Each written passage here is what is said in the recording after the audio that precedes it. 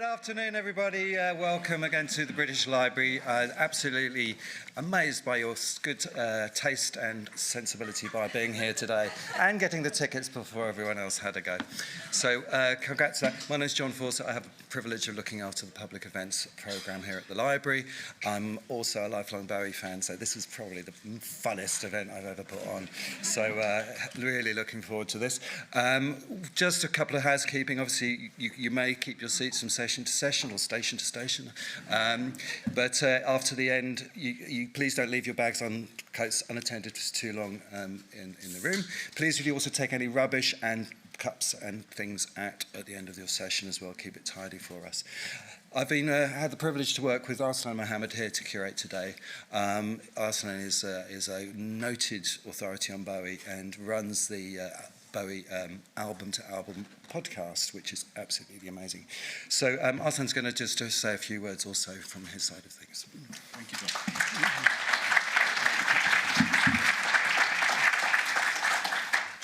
Thank you, everyone, and thank you all for coming. Like John said, I think you're all incredibly intelligent, wonderful, beautiful people, because you got your seats when we put them on sale.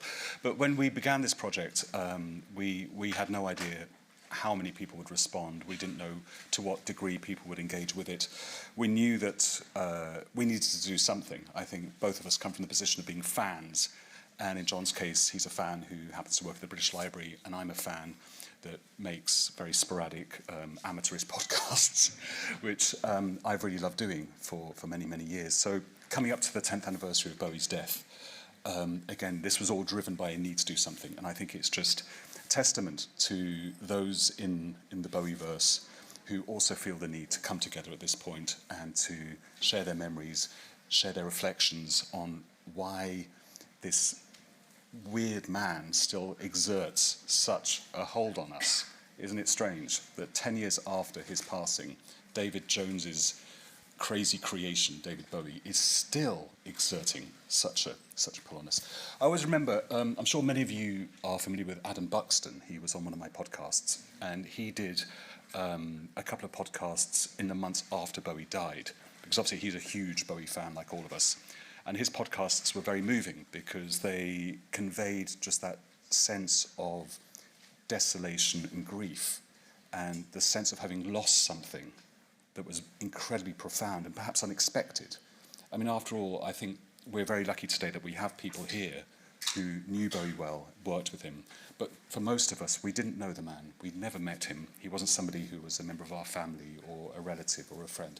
But we felt this grief and desolation, and Buxton articulated it perfectly. And I always remember how he began this by saying, look, you know, everyone goes on about Bowie having all these phases of being the chameleon of pop and changing. Well, I must tell you, I don't really care for this latest phase, this being dead phase. I don't think it's working out at all well.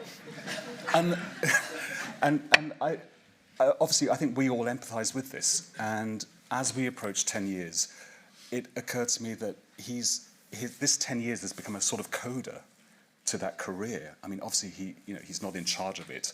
He isn't dictating how that coda goes.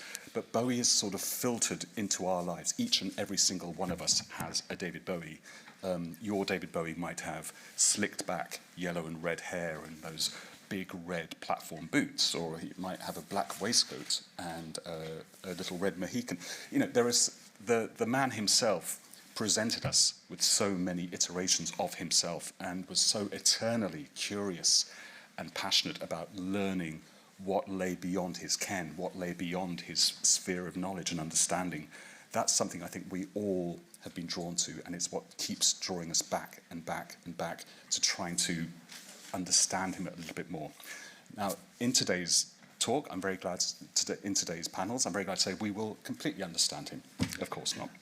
No. What we will do is we will have the opportunity to hear from some people who worked with him very closely. We have obviously Tony Visconti, who needs absolutely no introduction. We also have Donny McCaslin, who was with Bowie on Black Star and collaborated very closely with him. Talking to Jonathan Barnbrook on that same panel as well, who has a history of collaborating with David on his album covers. I wanted to bring these people to you to give a sense of what it was like working with Bowie. It's one thing to look back on those albums, as we all do, and simply revel in their magic and in their mastery. Yes, even tonight. I think Nick Pegg has taught me that tonight is a good album. I'm going to die on this hill. But if we listen to people like Donny and to Tony, it throws up some really fascinating insights into how Bowie collaborated, how his thought processes worked, how his creativity worked, and that's what I really want to hear about. So we're going to be hearing from people like that, and we're also going to be hearing from Francis Whately, who produced that amazing film that you just saw, and he's produced 2 more and has another film in production as well. I really want to hear about Francis's work, gathering information, gathering source material, filtering that through his prism of understanding, putting together these films which are so insightful and really teach us a lot. And Paul Morley, who's written a book about David Bowie in space and time. So, it couldn't be better, really. So the 2 of them will be moderated by the fantastic Samira Ahmed, who you all know. And then we'll also have a talk, which I'll be moderating, which is going to be talking about Bowie in Berlin. So Bowie in Berlin is this fantastical, mythical, exciting, much romanticized time. My understanding is that Bowie was really skint and really, really in a dangerous place mentally and psychically, which is one of the reasons why he went there. But of course, he went there. We'll talk about that later. Yes, okay. So I'm getting ahead of myself. He went to Berlin enthralled to people like Christopher Isherwood. He even arranged his hair in such a way to mimic, I think it's Michael York who's in the Cabaret film. And now people go to Berlin to tread in Bowie's footsteps. So that's going to be a talk with Blixa Bargeld, Gudrun Gut, and myself and Mark Reeder. So I'm going to shut up. I'm going to... Sorry, I was really getting carried away. I thought I was doing one of my podcast intros, which has, gone for ages. Right, so... Okay. So, as we mentioned, or as I mentioned, that everybody has their own connection with Bowie, and whether they met him or whether they haven't. And we have a couple of little intros to different panels today, which just give that sort of like personal view of Bowie in their lives. So, for the first panel today, please can I introduce Shyama Perera.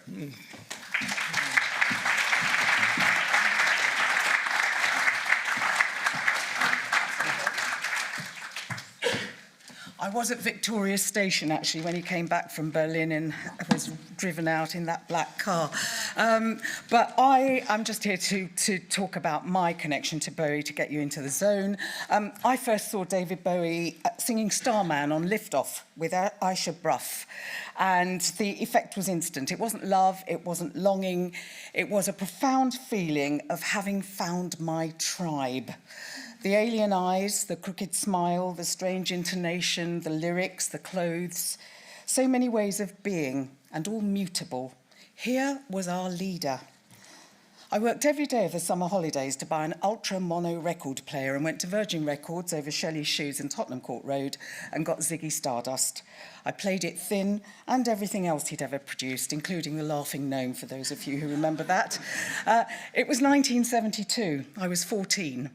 I queued in the rain for 7 hours to get tickets at the Rainbow for Bowie with Roxy Music as support. The 7 hours was actually because the Who were selling tickets for Tommy at the same time. After 7 hours, I got a very good seat, actually, because very few of them were for Bowie, interestingly. It was thrilling to see him drop on his knees and play Ronno's guitar with his teeth for Width of the Circle. Admiration, aspiration, awe.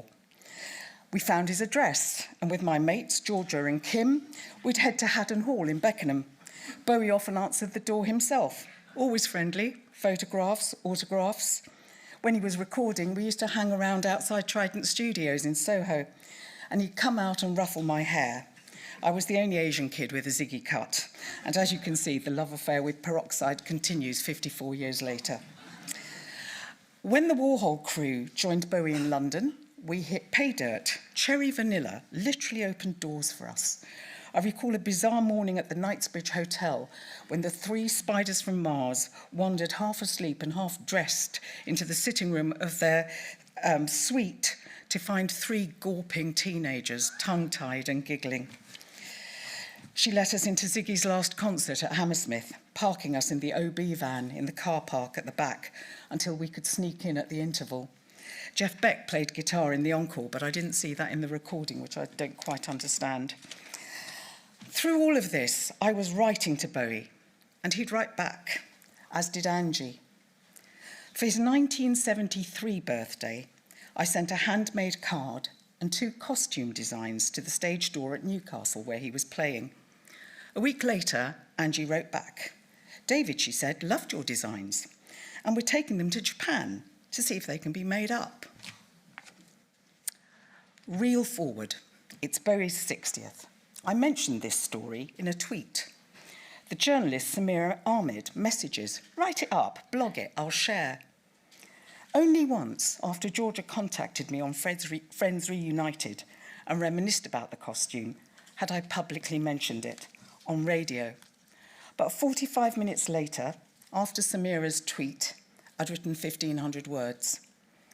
They led to her fabulous Radio 4 documentary, I Dressed Ziggy Stardust, which was about a lot more than that, of course. How can you provide the veracity, or how can you prove the veracity of such an unlikely story? And yet, at V&A East in December, I saw the most popular of those 2 costumes close up. Wow. But what really interested me was the attribution. The brilliant Kansai Yamamoto designed and made most of Bowie's wardrobe that year, but not all. On my costume, he is credited only as the maker. So someone provided the outline, my outline. It lacked the creativity of the finished product, the fabric, the colours, the fit, but it is a leotard with 1 arm and 1 leg with bracelets on the exposed limbs. I have here a draft letter written that same year to my tribe leader. He'd moved to Maida Vale and was moving out again, in which the costume is referenced and thumbnailed. I know the truth. He knew. It was my gift to him, and that's enough. I went off Bowie's music for years after seeing Tin Machine at the National in Kilburn. The work, the credit card, the art, the glamorous wife. He was establishment, not tribe. And then my teenage daughters gave me the reality album, and I was back in the fold, blown away by his show at Wembley. Still blown away. So it's a real treat to be here today, and how lucky I am to introduce the fabulous Samira Ahmed, who followed up my story, and her guests, Francis Whately and Paul Morley, to discuss David Bowie in time.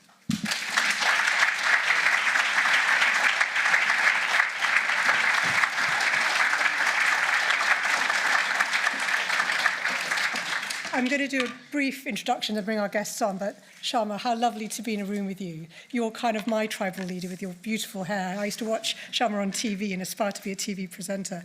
Who knew what would happen? When I made that documentary with Shyama, it was the first one I'd made for BBC Radio. It was back in 2013. And I realised that I'd been, like I think many of us in the room, haunted all my life by David Bowie and his power. And so here we all are. In this session, we're going to talk about his career, his influence, and how society has reversioned its attitudes to him. So let me bring on our brilliant guests. We're joined by the BAFTA-winning filmmaker Francis Whately, whose 3 films, one of which you've just watched, one of which won the BAFTA, have absolutely captivated the cultural mystery of David Bowie. And he's, of course, making a 4th film, which we'll talk about. And journalist and writer Paul Morley, author of The Age of Bowie, and he's authored 2 books on David Bowie, The Age of Bowie, which looks at kind of Bowie's impact on culture, and his latest book, God, I'm going to get you come on to say it. The latest one is about David Bowie in time and space. It's called Far Above the World, am I right? Yes, sorry, my handwriting is god-awful. Luckily, it's not in any archive. Please welcome them both and let's have a conversation.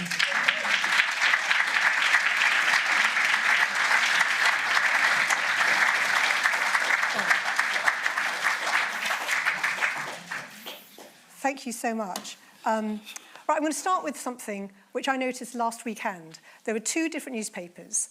One might have been The Observer or The Guardian, and the other, I think, was The Sunday Times.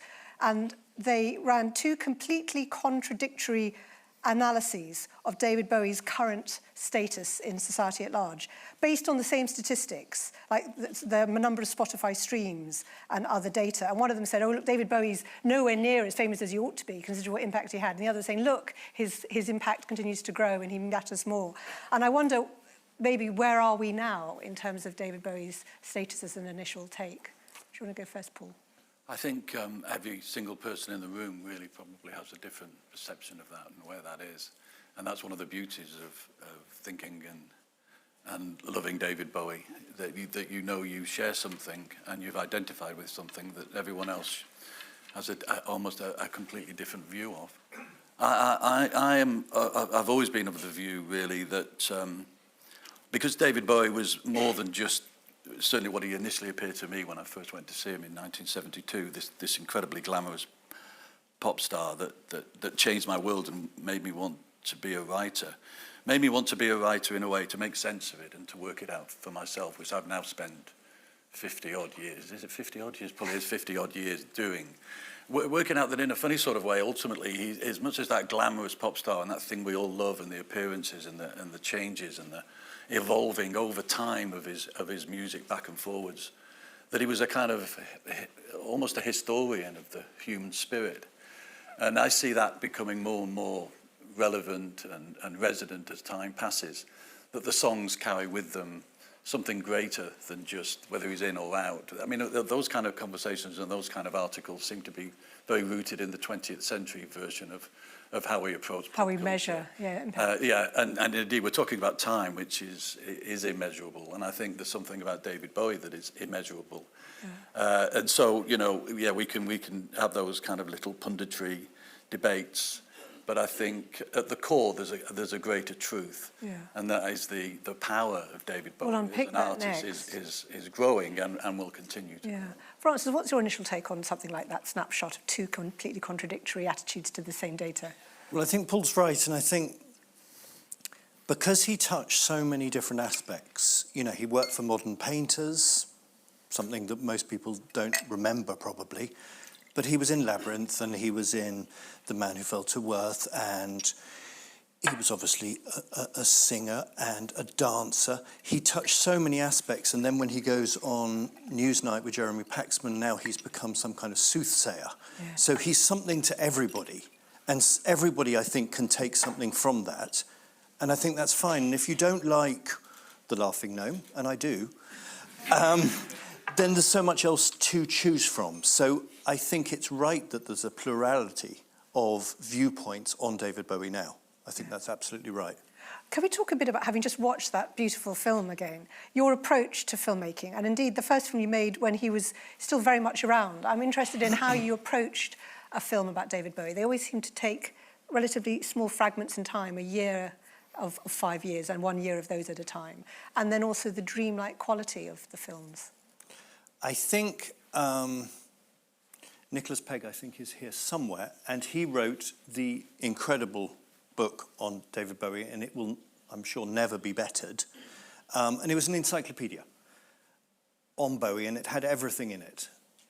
In order for me to do that as a filmmaker, I would have to be Ken Burns and given, you know, a 26-part series on David Bowie to do him any justice at all. And even then, I don't think I would do it.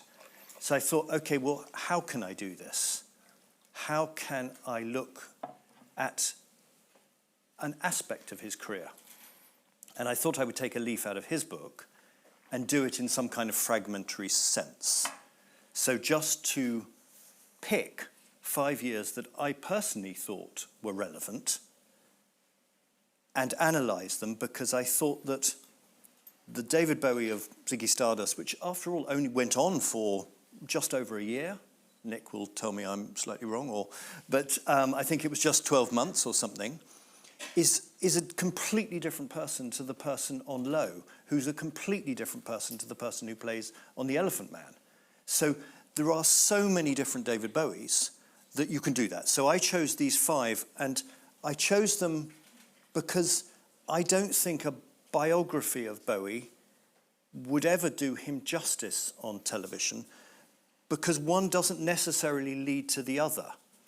So there was a time in the edit when I was worried, and I thought, well, you know, aren't the audience going to ask, what happened between 1974 and 1976? You know, we'll have to fill that in. And my archivist said, no, you don't. Just leave it clean, just as he would. You know, the end of the Spiders, it's over, something new. The end of Berlin, it's over, something new. So there was no glue between the various years. So I saw him, and I think Paul, in his brilliant book, sort of comes at it in the same approach, that he is a fragmentary artist, and therefore to see him in any other way is a mistake, and to try and link everything is also a mistake, because there are thousands of Bowies. There's one David Jones, and I think about 5 people know that man. Yeah. But there are thousands of Bowies. Well, what's interesting is that you say on the one hand, he left things behind. And yet, in so much of his work, both Paul's book and your films show how he often speaks back to them. So there's an obvious thing like Ashes to Ashes with the character of Major Tom. But there's also the lyrics to The Man Who Sold the World, where he seems to be encountering an older man encountering his younger self. Tell me a bit, maybe Paul first, about how you feel Bowie played with time when he was creating his own worlds. Yeah, I think one of the many ways of describing David Bowie, and it's one that I pursue in my books, is that in a way he inhabited time and represented how we all inhabit time in a kind of lonely, untranslatable way. You know, we can't really define it to ourselves. And he sort of had this way of all of his music in a way is a meditation on time, I think. And whether it's obviously so, like Where Are We Now, or Bring Me the Disco King, or Life on Mars, or Stay, or indeed Time. You know, they're obvious, but I felt all his songs were meditations on time, how he inhabited time, how he experienced time. Not the idea of clocks and calendars and routines and schedules. He was breaking free of that. It's why I think everyone who first sees him, whenever they do, at whatever period in their life, or whatever time in his life, they're just so exhilarated, because they're touching something that breaks free of the idea that time is trying to limit us and just reduce it to schedule. And he was interested in how we experience time in the mind. And he represented that in all of his songs, I think. Yeah. And I find when I'm writing about David Bowie, most of the chagrin of some people, I'm not too bothered too much about the facts, nor indeed if there's a kind of truth, because he was creating fiction anyway. Yeah. He was manipulating his own life. And he was exploring, you know, the idea of how you play with time in a song as well. I mean, I think that those extraordinary moments in his early understanding of what you could do in a recording studio, which is one of the great instruments, in a way, for manipulating time, because there's so many elements of time within a song. It's made in different periods of time to become the one song that then is fixed. And I always feel that the idea that what you can do with a piece of music is effectively play with time, and therefore you're playing with the mind. And so for me, you know, when I write about David Bowie, how I've come to pursue it is that really I'm writing a series of dream sequences. Some are connected with the history and the biography, but even then only loosely, because they feel like dream sequences. And it's also in the way that time moves about, and that you know, when once he was thinking of the future, that's now become our past. And the way that in his songs, as distant from our time as they sometimes could be, sometimes they were incredibly close and they were immersed in the moment, in the way that we experience time. Sometimes it's so abstract to us, and sometimes we're so in it we feel immortal. And all of that was in David Bowie's songs. Yeah. Your thoughts on this, Francis? Well, I think to sort of exemplify what Paul just said, in the song Where Are We Now, which is obviously about Berlin, it's obviously about the jungle, and it's about Cardiff, but I think probably what Taylor Swift would call Easter eggs. He has produced at least two other things. So one of them is, obviously, David in the video has a T-shirt which has on it the song of Norway. And I expect most people here would know what that meant. But it would be lost on the great populace, because The Song of Norway was obviously the film that Hermione Farthingale left him for back in the 60s. And it was incredibly meaningful. And I do think, having spoken to many, many women who were involved with him now, that Hermione was the key, and Hermione did break his heart. And I think Hermione was possibly, next to Angie and Aman, the most important person in his entire career. So you get that, and then you get the Bossa Brooker reference in the film. Now, Bossa Brooker wouldn't have meant, I don't think, anything to David at that time, because that was the bridge, in my understanding, that everyone swarmed over when the Berlin Wall fell. So again, he's playing with time. So he's going back. So it's not just about Berlin. He's going back to the 60s with Hermione, but he's also going back to the 80s when that particular pass was opened and the East Germans swarmed in.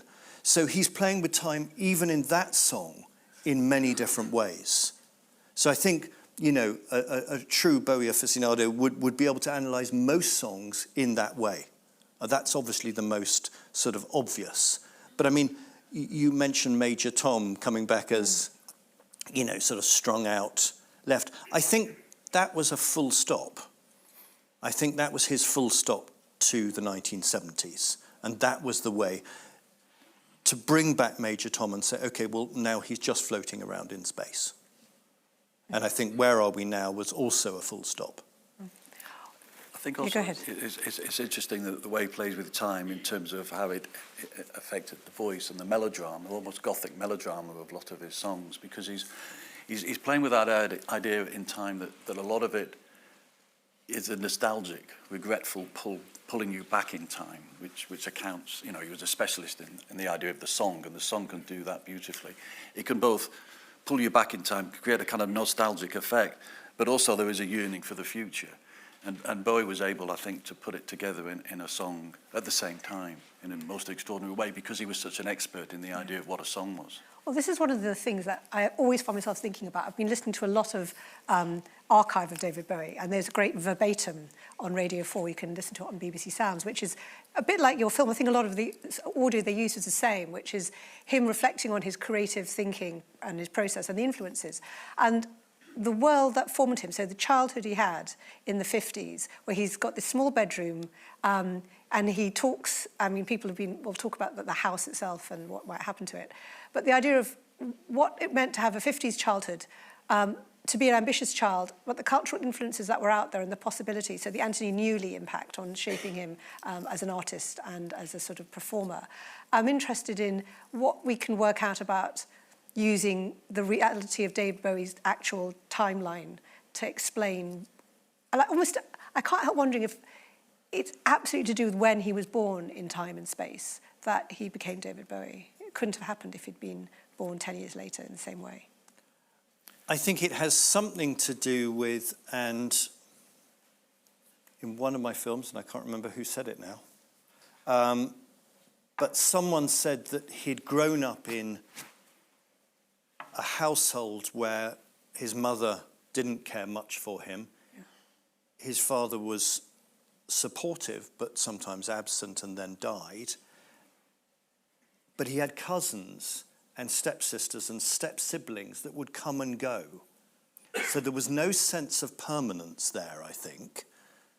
And I think when we look at the 60s, we kind of think, okay, those were the years where he was just experimenting, and they don't really have any value. But I would argue with the various bands he was in the 60s, whether it was the Manish Boys or the King Bees or the Lower Third, etc., he was doing exactly what he was doing in the 70s and later on, but just less flamboyantly. But musically, he was trying on very many different hats. And I think that represented, in some ways, his search in the 60s for different times. Yeah, And also he was searching for his voice. Yeah. I mean, it's a fascinating period for that alone, whatever you might think of the music, which again is embedded in a sort of now outdated sort of critical overview of things, you know. Yeah. But he was finding his voice, and then in a way, when he found his voice, he exaggerated it once he'd got it. Well, it's London Boys, isn't it? Yeah. I think that song London Boys sort of gave him the first opportunity to say, okay, well, I can play with the Cockney voice. Yeah. And I can be a London boy. And that weird thing in the 60s where a lot of the new musicians, because it was quite new rock and roll then, and then obviously the rock and roll from America was coming over, but there was still a lingering influence on a lot of musicians, as well as them going to art school. So they had the art school side, but they were also obsessed with the idea of the musical, because for a while the idea of the musical was the only way they could see forward. Yeah. No, there was no history of rock and pop as there is now to understand the precedents and where you go. So I always find it interesting that there's this kind of strange influence of every David Bowie song that he's ever written ultimately being from some kind of musical that doesn't actually exist. And also you talk about the time he's born. I think the time he's born is so important.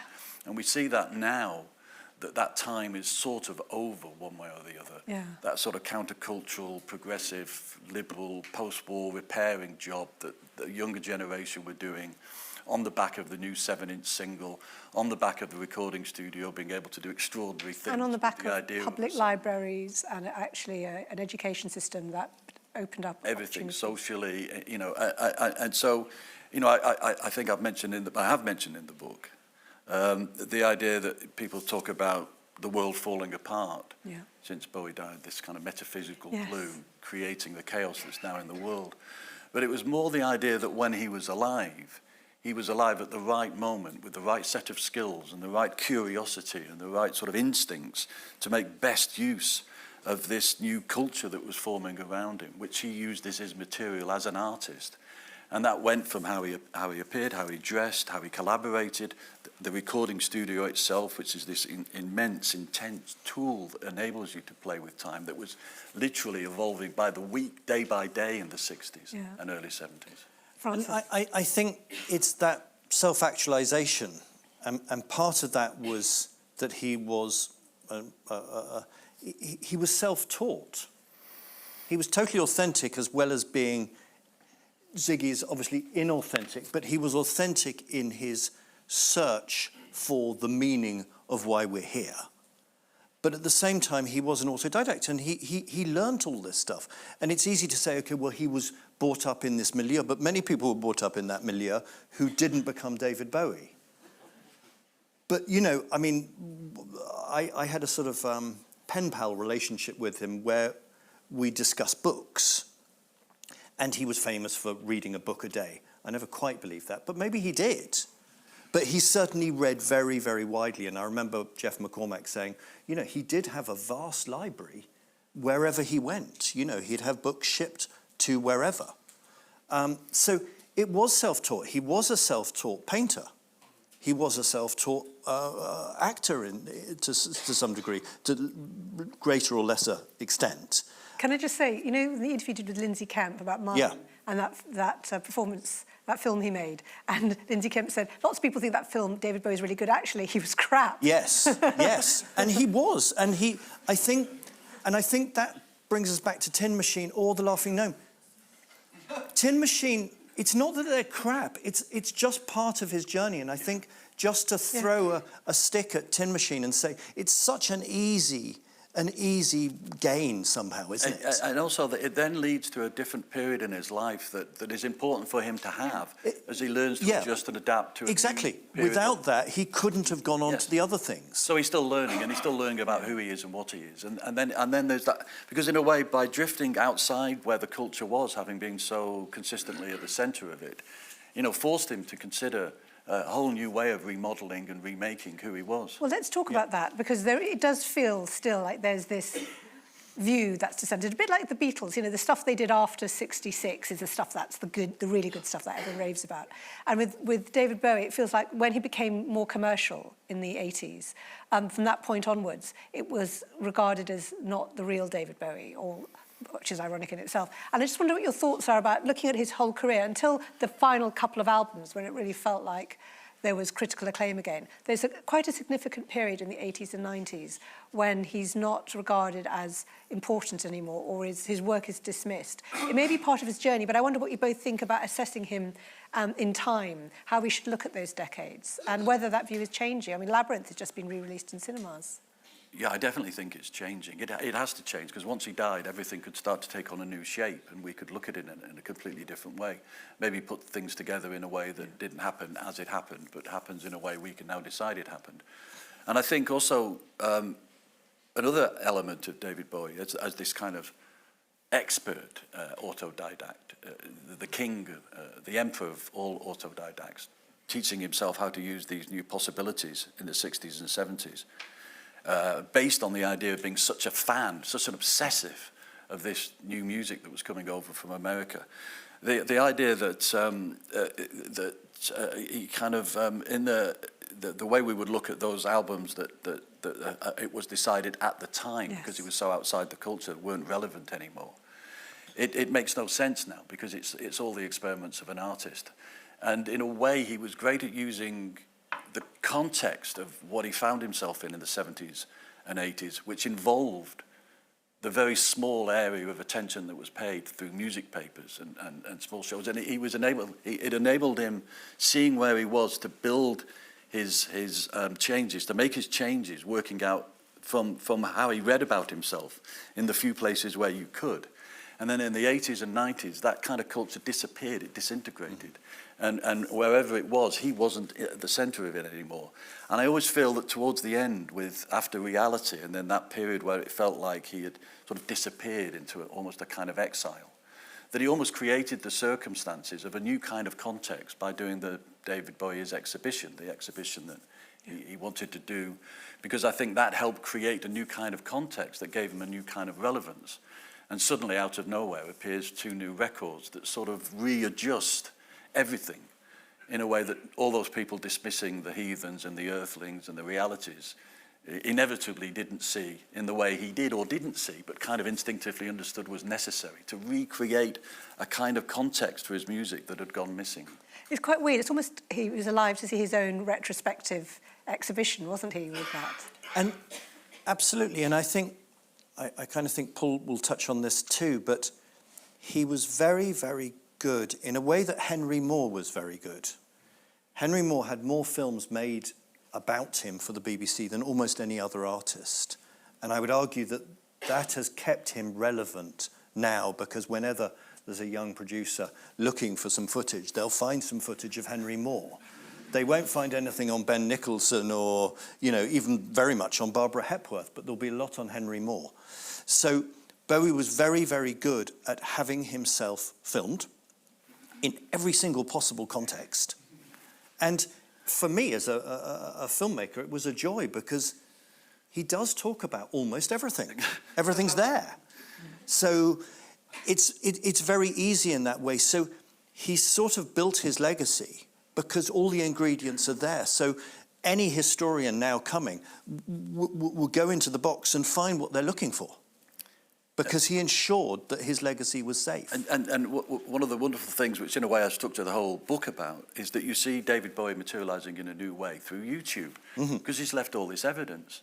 You sometimes think he knew that something like YouTube was going to happen, even in the 70s, that stuff that at the time disappeared because there was no way of keeping it, is now stored, and you can build this extraordinary sort of biography, this extraordinary discography almost of David Bowie. Of appearing on other shows and things. And all his appearances, his interviews, it's like he's piecing it together, ready for his bodily disappearance. And this releases information on a platform that no one else saw coming, except somehow him. There's a great moment which I mentioned to you before we came out, which is on the Kenny Everett video show, where he was performing on a set, and Kenny Everett comes out as Mr. Angry of Mayfair with his sort of umbrella, and his half in the front of him is dressed as a man in a bowler suit, and the back half of him is dressed in women's underwear. And it's just so lovely, because you have that sense of, well, we know now that Kenny Everett was gay. I don't think it was known at the time. But this sense of them playing with social attitudes. And I want to read you a quote from an interview from 1973, because I want to ask you a bit about how time has changed the way we claim to have known David Bowie. So It is a sign of our times that a man with a painted face and carefully adjusted lipstick should inspire adoration from an audience of girls between 14 and 20. An ex-art student from Brixton, whose dad worked for Dr. Barnardo's Homes, has turned himself into a bizarre, self-constructed freak. And that's Bernard Falk on a nationwide special in 1973. He goes on, doesn't he? I wonder what the Beat Age will produce next. Yeah. When even David Bowie is too old-fashioned to shock us now, I think is what he goes on to say, Bernard. But the tone of that, because I was listening back to it, the tone of that and the use of the word freak and this dismissal of young girls, obviously, all that seems to capture what it was really like in the 70s. Whereas when he died, and I remember because I wrote something for The Guardian about it, the Archbishop of Canterbury and the then Prime Minister David Cameron were coming out leading this sense of national mourning. And I thought, what were you both doing in the 70s, Yeah, David Cameron. Well, yeah. We won't go on to David Cameron's music tastes and how they're received by the particular musicians in question. But yeah. That's also how something that is radical and destabilising and dangerous and unsettling at times, and David Bowie obviously was, is neutered. And they try and fix it in the way that, we're talking about time, and the whole point was to unfix something. There is that cultural shift towards fixing something like David Bowie because it is subversive. Well, co-opting him into a national treasure. National treasure. Well, for me, the moment that it really peaked as a sort of kind of connection with the Cameron and the Archbishop is recently on Strictly Come Dancing when the panel did dressed up as icons, and Anton de Beck was a lad insane. And that was, to me, the absolute opposite of where I want the idea of David Bowie to go. Because what you're trying to do is keep he doesn't reveal his secrets, but there is this constant attempt somehow to find out what the secret was. Yeah. And the secret was that there will always be secrets. And the secret is to find way. It's funny that you read the Bernard Falk piece and how the language that's used, the context that's used.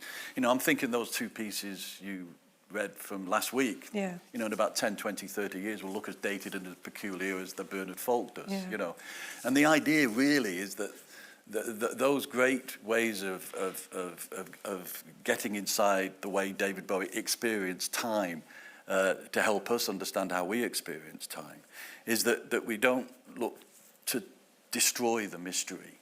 The mystery and the puzzle is what really is in there, in all this evidence. It's not evidence necessarily to solve anything in the way that, his songs were never about solving a problem. They were about maybe clarifying the problem, if you like, But people want somehow there to be answers. And the great thing about David Bowie and all the things that influenced him was that it was always the great artists through time who were excited by time, from Shakespeare to Auden, from Byron to Peter Hamill. Tennyson as well, the new biography of Tennyson. All excited by... Fascinated and that's by the other deep thing time. that as we get distance like from Bowie's death is that you realise that a lot of what Bowie was doing stretches back centuries as well into other times, his influences. I just want to ask Francis, your thought about what changed with that when he died, as I say, that example of the Archbishop of Canterbury and the Prime Minister suddenly are these huge super fans of David Bowie, and apparently were all along.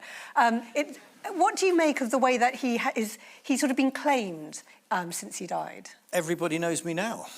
That's what he said. Everybody knows me now, except they don't. And they really don't. So the German foreign minister said, I'd like to thank David Bowie for helping to bring down the Berlin Wall. Well, it's absolutely absurd.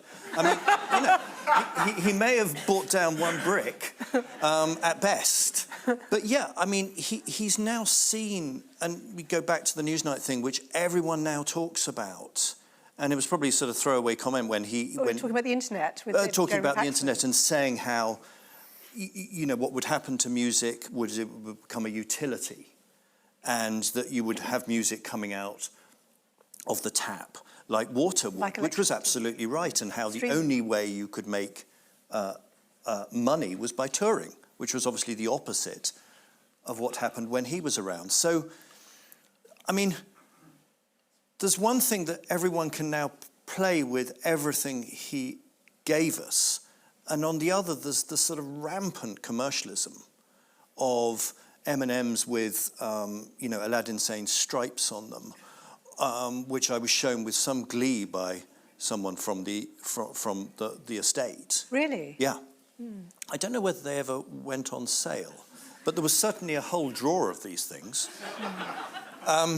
Right. Well, that leads you on to an interesting question, which is, I was thinking about ABBA Voyage, and I've just written a book that's coming out in April. In fact, I'm doing an event here about the Beatles, and whether, like ABBA Voyage, you could ultimately do that kind of AI version and have an experience. And with the Beatles, you can see a logic, can't you? You could experience a concert with the Avatar Beatles with better sound quality than you'd ever have had in the cavern or in real life at a gig. I wonder, with David Bowie, do you see that potential? Do you think that's going to come one day? I would worry about that because, as I said, he is so many different people, and everyone in this room will have a different image of him. Whereas with ABBA, I think we all kind of know what they are. I think with David, as I say, the Ziggy Stardust David is very different from the Labyrinth David. It's very different from the Black Star But with David. AI, you could have them all in one concert. I think it would then just appear like a mess and like a tribute act. And what was interesting is Alan Yentob, in 1978, when he re-interviewed David in front of Cologne Cathedral, and he said he'd just watched him on the stage tour, and he said, I watched you sing Ziggy Stardust, and it was like watching a tribute act.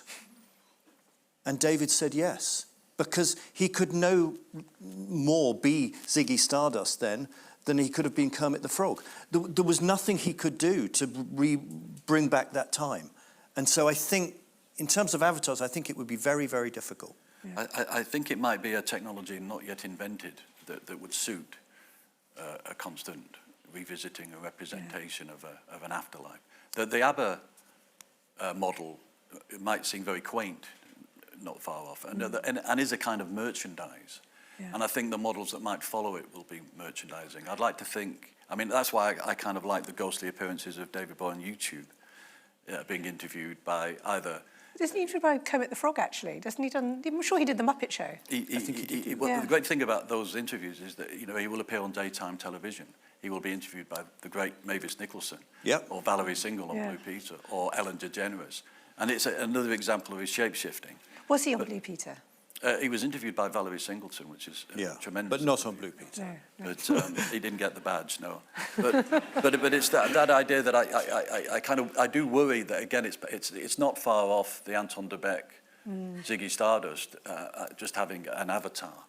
I think you would hope that in the true spirit of this historian of the human spirit, it would be something much more stranger and mysterious and fluid. Well, so the other question, again, this was a big news story of the last few days, is the fact that the house, is it the house in Beckenham? In Beckenham, yeah. Where he actually did spend his childhood, so from the age of 7 to 20, I think he finally moved out. That's now been bought by this Heritage Trust, and they're talking about restoring it, a bit like the Paul McCartney Council House in Liverpool. And someone noticed that the for sale signs got up on the house next door. Which they ought to buy, and then you can turn it into, a kind of Graceland-style waiting area. I don't know. But it is a really interesting dilemma, isn't it, about what it represents to do that to a house. I don't know, I felt on the one hand I completely recognise the value of it, and yet I worry about it too. I don't know what your thoughts are. It's another traditional route to fixing a kind of legend that doesn't seem to be anything to do with the legend itself. Because being in that tiny bedroom where we know he spent lots of time and thought his thoughts. It's that nostalgic pull. There'll be time tickets to get in because it's a very small room. I know, so, and they're trying to find things like they've found the original photograph of Little Richard that he did have on his wall, and they're going to put it back in the space where it was. So, for me, I always kind of like the idea of I've got that in my imagination and in my mind. And the idea of then seeing it seems to actually reduce it. The legacy, I mean, it's funny enough, the other day I was walking through Highgate and I passed the blue plaque of Peter Sellers' house, which was almost derelict, and there seems something really sad about that. And the idea that once upon a time that would have been sort of a great thing, this is where Peter Sellers was born. But what does it really mean? Perhaps I'd rather know what kind of house David Bowie would be living in 400 years' time. And in many ways, he might be living in some kind of house, in some kind of, recreation. So that kind of a reduction of something to just place Well, there's a kind of fetishization, isn't it, that goes on with a person like David Bowie about, you know, the room that he was in, the air that he might have breathed, Again, the wall looking that for he the touched. secret. Yeah. You know, it's almost sort of religious, almost. What are The your house thoughts in about Brixton, actually, we filmed outside the house in Brixton, and the man who owns Bowie's house in Brixton is quite a cross fellow. And he threatened to call the police. Mr. Angry. And we said, you know, it's a public street, we can actually film here. But he hadn't answered or been in touch with us when we said, can we possibly come inside? And he was very, very cross, because he said, you know, we have pilgrims from Japan, etc., coming all the time as this heritage site, and I can't stand it. And it kind of entombs him. Yeah. In a way, he himself organised that there would be no fixed place. And exactly. There's maybe 90,000 fixed places at the V&A storehouse. There's 90 million pieces of evidence on YouTube, but it's nothing of it is fixed. It seems to be the one thing that we don't really want is just one place we go to find Bowie. Yes. We want the millions of places to go. And the only one that would be relevant in a way, and I'm going to give a clue to Mark Reeder and the other Berliners here, is the Hauptstrasse flat, which I do kind of see as a sort of legacy place in a different way somehow. And I'm astonished that no one has turned that into some kind of hotel. The fact that there are about 20 Syrian women living in that flat at the moment and you can't get anywhere near it is probably a difficulty. But somehow that flat, for me, somehow does deserve a pilgrimage status in a way that very few of his other houses, the Mustique House or even New York or the Catskills, would do the same. Why? Because I think that it was there that, plug for my new film, it was there that he became David Jones again. And I think because it was so sparse in there and he only had as far as I can see, the one portrait of Mishima above his bed that he had painted, and a few books and a few records, it somehow returned Bowie to David Jones, to his real self. And I think he was able to be himself in Berlin in a way that he wasn't able to be himself ever again. And that's why, after his heart attack, that of course you would ruminate, ill in bed and whatever, about your career, and you would go back to that one time where you could walk down the street and, you know, buy a loaf of bread without being harassed. Yeah. There's one line I have to mention from one of your films. I think it was one about Finding Fame, where you go through the old notes from the BBC session they did with the band. And they said that, you know, the vocalist was a Cockney type, but not a very good one. Yeah. You have to be an exceptional Cockney for the BBC. That's right, he wasn't an exceptional Cockney. I love that so much. Before we take questions then, I wanted to ask your thoughts about the, you know, Paul brought it up, the V&A archive, and I know there's a whole exit panel session to come, but I'm really interested in why that's captured the public imagination and what it represents, the fact that he obviously and his estate have had this arrangement to make sure that it all goes together. It hasn't been sold off piecemeal. It was a funny one because I remember having a telephone conversation with him about something quite different. And something came up about his past or something. And I said to him, oh, I guess you're going to leave it to the V&A, are you? Just completely, I didn't think anything. I had no knowledge of this. This was well before the V&A exhibition even. He said, how do you know that? What do you know? So, how interesting. Yeah, so he had conceived of this in the same way, and it sounds like I'm sort of talking about myself, but he had it planned all out. So a week before he died, he sent me an email saying, I'm very happy with the new album, which people didn't know about, and I'm very happy with my lot in life. And not a lot of people can say that, can they? And then he started talking about a book. And I didn't know what he was talking about. And then a week later I did. And I think there was a certain amount of planning. And I think he had wrapped up all the loose ends.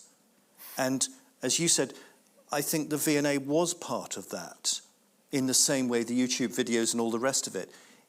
They are relics of his life that once they're in the V&A, they're in the V&A. You can't do anything with them. They're not going to go to a collector in Las Vegas. I think also it's the person who turned down a knighthood.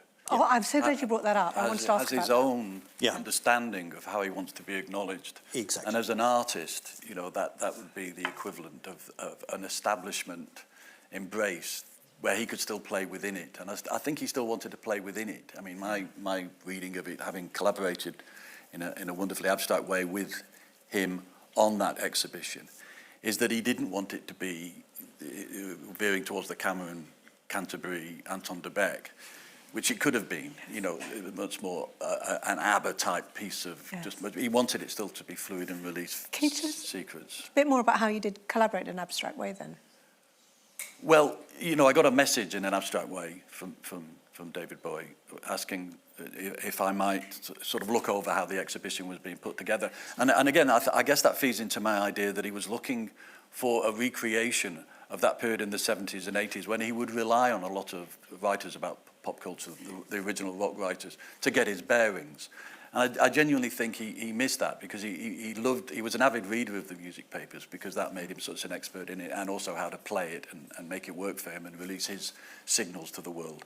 And I got the feeling he wanted some sense of a rock writer in a classic sense, having an overview how it was put together with all their snobbish sort of, you know, taking the world and music far too seriously, and it's got to do this and it's got to do that, so that it wasn't too wishy-washy, it wasn't too Wikipedia, that it had a bit of edge to it. And I always got the feeling that I had a glimpse, which was very valuable for me writing about Bowie, of how he works, because I never quite got a yes or no in terms of how it was going, but I sensed when he was happy with the way it was going, and I sensed that there was a yes, and I sensed if there was a no and it wasn't right, and I have no idea how to explain that, but it was definitely there. Oh, lovely. And you felt that in the end how it turned out, obviously many, you know, my closest collaborator on it was Jonathan Barbuck, and there was many other people, obviously, but my little small portion of it, I get the feeling that was what he was looking for, just something that had an echo of when we took rock and pop, and he'd lived through the entire timeline from the 7-inch single to streaming. That's the other thing about his portion of time that's so important, that he just had a little element of that moment in the 60s and 70s when we took rock and pop so seriously as a way of adjusting and adapting our minds and creating reality, which had gone missing slightly towards the end of his life, which I think he missed too, the idea that it was so important. That's right, and you could only consume music in real time. You couldn't have it just streaming. Move it about, no, and that takes a different kind of genius. There was the genius of the audience in the 60s and 70s to keep up with all this tremendous stuff, including David Bowie.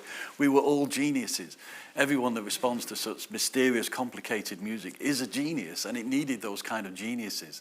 And I think David Bowie at the end wanted to sort of reactivate the idea that the audience, the fan, is a collaborator too, and needs to be as much a genius. Yeah, and the one other thing which I loved in the book, which is you point out, and it's been a news story already again, the fragments of projects that he was thinking about that might have happened. So there was the Spectator musical that was going to be about Georgian sort of highwaymen or something, which just seemed to connect beautifully to the way that he thought about character. Do you want to tell us a bit more about that one?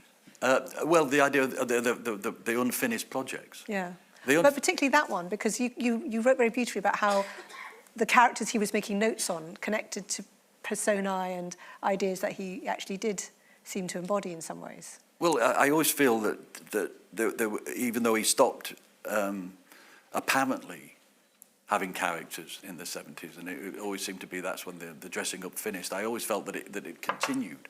Even the adopting of the suit for a period in a sort of William Burroughs type way. And all the characters were therefore in the songs, and a lot of the songs were characters. I always think of Heroes as a kind of character, that it wasn't him necessarily dressing up. It was a character in itself, and it took on a life of its own. And that's the interesting thing about time. You think of some of the songs. I did want to mention this, the idea that Space Oddity went through various timelines. It was a hit, and then it sort of disappeared, and then it became his first number one, but not till 6-7 years later. Yeah.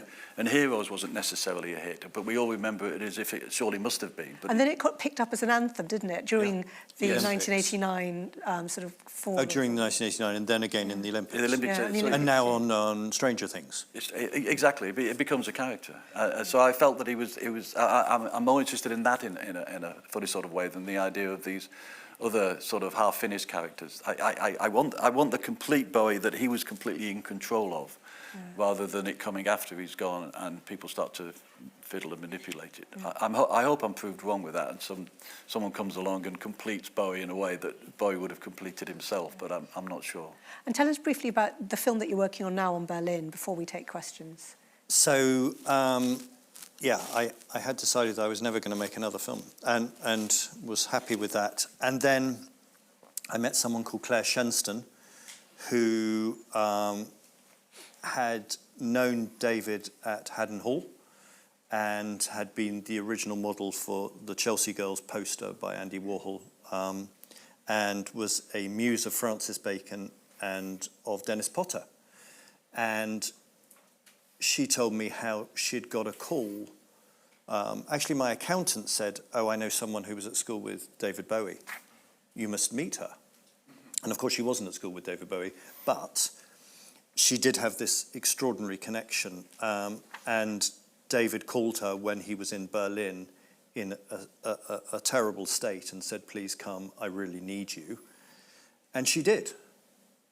And she is one of the 4 women that I'm looking at in this new film about Berlin, which I don't think there is that much known about Berlin. There are the sort of myths about Berlin, but I'm hoping that with these 4 women, one of them is Romy Haag, the cabaret artist, who knew David when he arrived in Berlin, having seen him at the same concert in the Deutschlandhalle in '76 that Christiana F. also saw him at, and was completely taken. He went back to her club after that concert. They then started a relationship.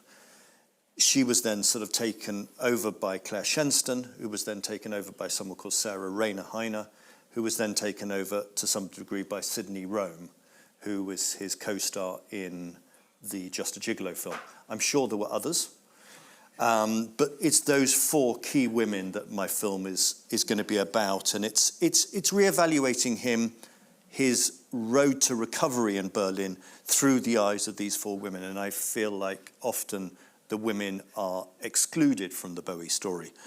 I want to make clear it's not a salacious film in any way.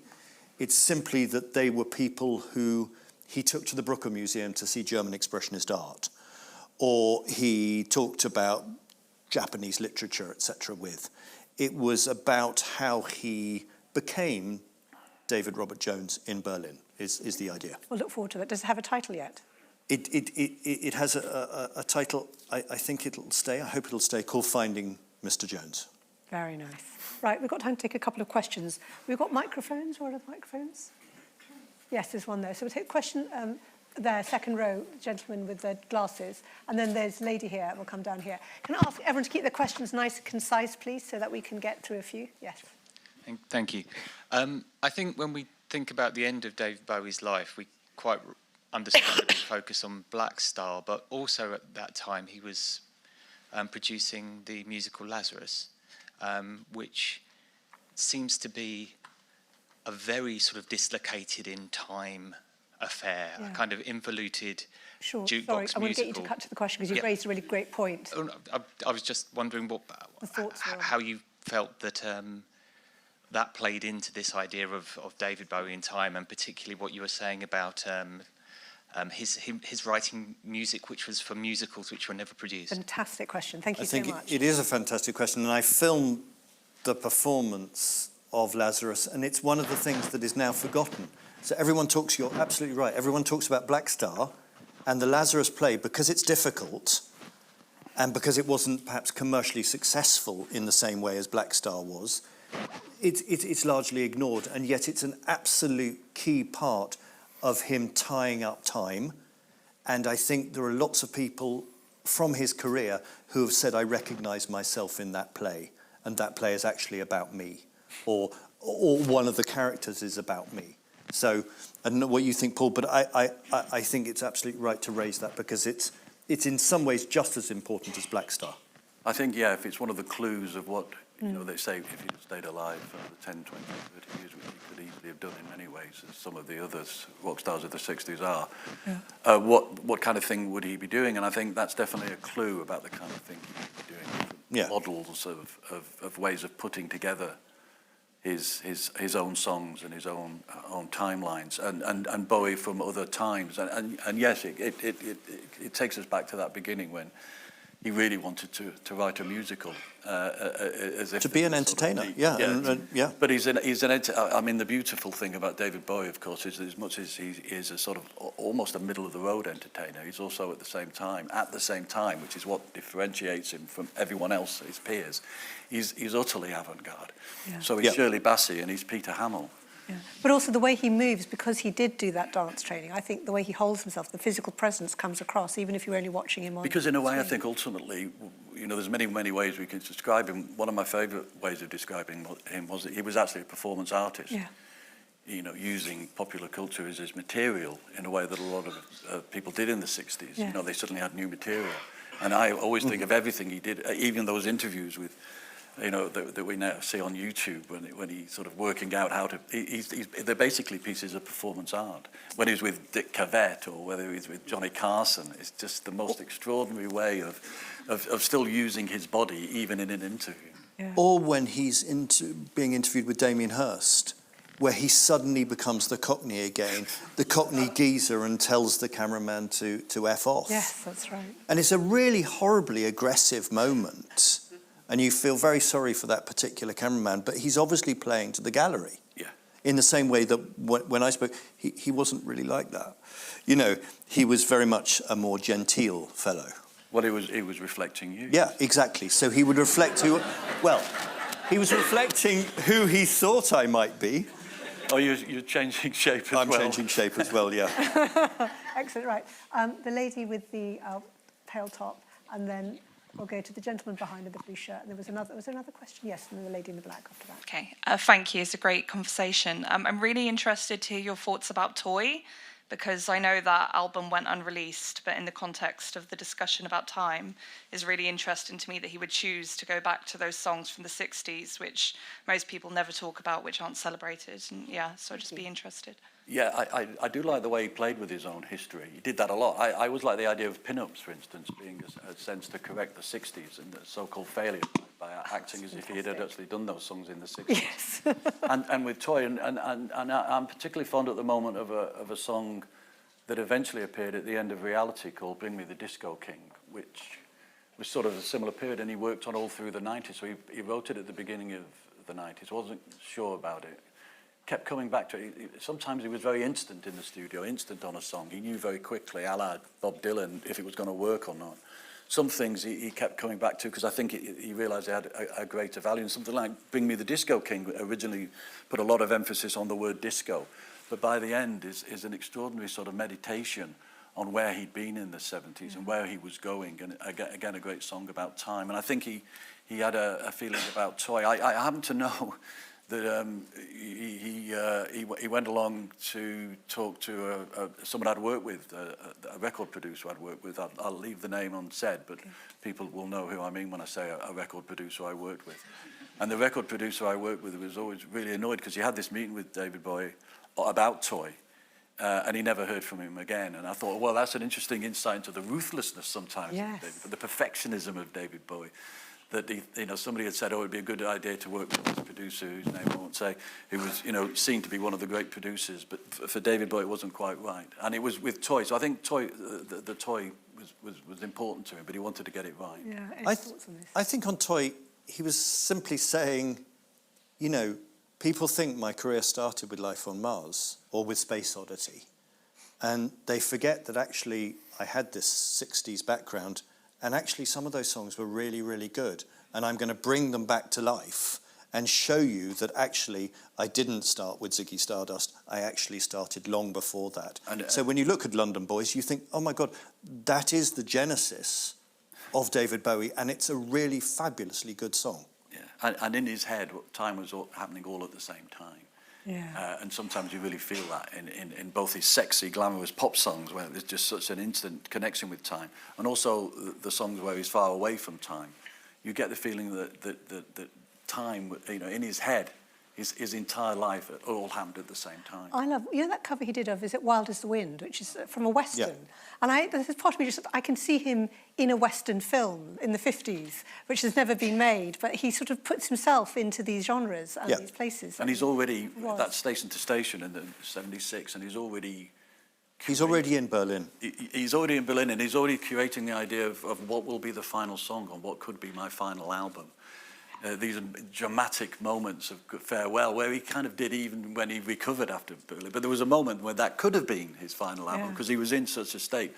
And this extraordinary song that isn't his, but he makes his, and which, again, I think is a meditation on time. Absolutely right. There's 2 more questions. Yes, the gentleman with the blue in the Yeah, I've got a related question to what we've just been talking about, which is going back to the 60s. He's one of the most analysed artists of the 20th century, yet there seems to be a massive gap in the 60s. And I find it odd that nobody's thought about the fact that he walked home from school to 4 Plaistow Grove in, say, the 64, and then 10 years later he was on the cusp of making Station to Station, and the journey from those 2 points seems to be completely unexplored, because I think at the expense of perhaps the mythology of the 70s albums.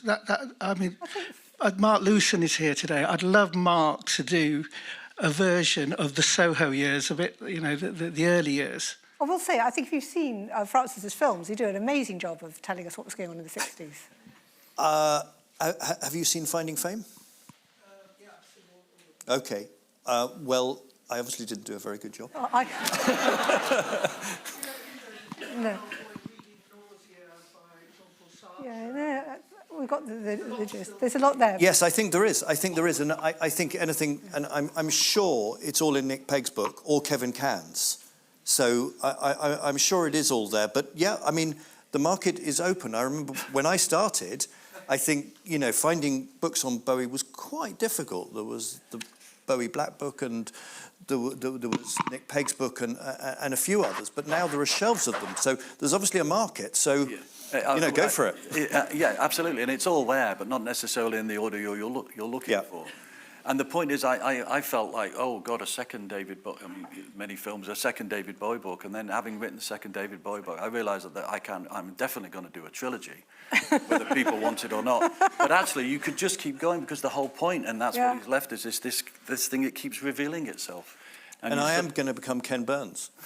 I love that. Well, I think there's a whole thing you've done on his self-awareness about journalism. So one of my favourite interviews is the one he did in 1964 when he was interviewed on the Tonight programme special. And it was about being a member of the Society for Prevention of Cruelty to Long-Haired Men. For the past 2 years, we've had comments like, darling, and can I carry your handbag? It's really got to stop. And I just think it's so self-aware about the way television works. Yeah. Right, there was the lady here, yes. This will be our last question. Thank you. Thank you so much for all your insights. Could you zoom in a bit with your analysis about David Bowie and his fascination for time by looking at the lyrics of Rock and Roll Suicide, which of course starts with time puts a cigarette.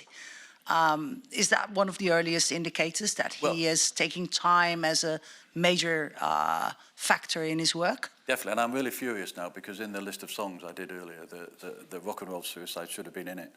Because it's absolutely, yes, absolutely. You know, whether he mentions time or not in all of his songs, I do think that they all are about this lonely sense of your own time. And all David Bowie's songs ultimately are about loneliness and his way of trying to connect with people. In my book, you know, I talk a lot about his collaborations, because he was a loner, and everything was lonely. But he was also a choral effort. It took a lot of other people, but I felt very much that Rock and Roll Suicide also taps into that idea of turning the idea of the loneliness and the weird way we experience time, and how we experience time in our mind ultimately, and that freeing away from routines and schedules. And the idea that that's always at the core of the most dramatic of songs. And obviously, I think he sort of was inspired by something James Brown had done as well, in terms of the way that he's such a scavenger, and he's always looking not only into his own past, but into the past of other artists and thinkers that he adores, and packs it into such a great, again, he's preparing, it's at the end of the album, So he's also thinking, well, even then he's thinking, well, what if this is the last album I ever make? This is the last track on the last album I ever make. It has to have this kind of intensity.